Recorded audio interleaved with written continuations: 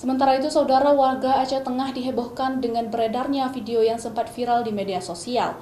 Di dalam video itu, seorang ibu tidak menggunakan masker terjaring razia, namun melawan petugas keamanan dan mengaku sebagai istri jaksa. Dalam video berdurasi sekitar 8 menit, seorang ibu di Aceh Tengah terjaring razia masker yang digelar oleh Satgas Penanganan COVID-19. Ibu ini terjaring razia masker karena tidak menggunakan masker dan melanggar peraturan lalu lintas, sehingga diperiksa oleh aparat kepolisian setempat. Saat diberi arahan, terlihat di dalam video ibu ini melawan dan membentak-bentak petugas, bahkan sempat mengaku sebagai istri seorang jaksa. Namun setelah ditelusuri, ternyata ibu ini merupakan istri dari seorang advokat di Aceh Tengah. Saat diminta untuk menjalani rapid test, ibu ini juga menolak petugas dengan alasan ingin menjemput anaknya. Video ini beredar di tengah masyarakat dan telah dibagikan lebih dari 1.000 akun media sosial dan menjadi pembicaraan masyarakat Aceh.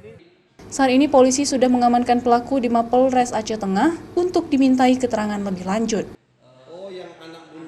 Dapat kami sampaikan, kami saat ini sudah melakukan proses penegakan hukum terhadap kejadian itu.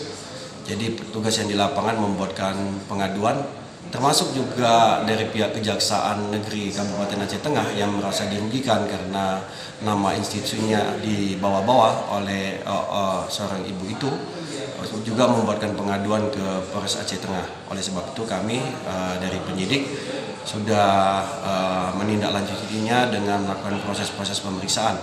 Saat ini sudah berlangsung proses penyidikan terhadap kasus tersebut. Demikian. Operasi justisi ini rutin digelar untuk menekan angka penyebaran COVID-19 di tengah masyarakat.